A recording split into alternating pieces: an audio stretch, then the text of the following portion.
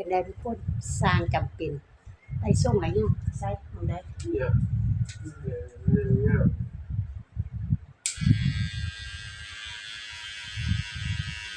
แม่จะบอกให้เรื่อง แม่ สิบ่ แม่แม่เนี่ยเจ้าปีนไว้เนี่ยเป็นตาได้บ่ทุกคนตัดผมให้พ่อใหญ่เป็นตาได้บ่หรือสิเอาส่งเฝ้าบ้านดูเลย สร้างจำเป็นตัดผมให้พ่อใหญ่ได้ส่งบ่ส่งงามบ่ส่งจะว่าตามนี้แหล้วเนาะว่าจะได้ส่งว่าจะผมบ่ยาวก็เอาดอกสร้างจำเป็นเด้บ่แม่นสร้างเลย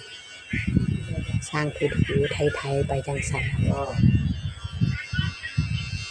บ่งามก็เอาเถาะส่งเข้าบ้านก็ใส่หมวกเอาเด้อใส่หมวกไปเฮ็ดงานเอาเด้อ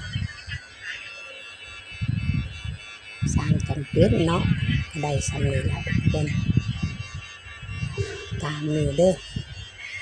สร้างผมบ่งามตัดบ่งามดอกแต่ว่าก็ตัดให้ได้อยู่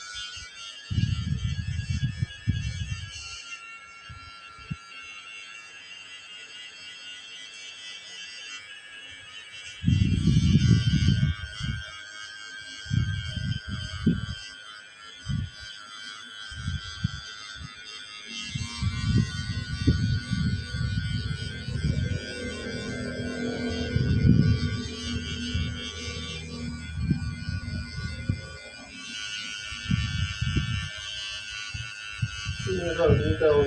新的话，那让你到在人家就是。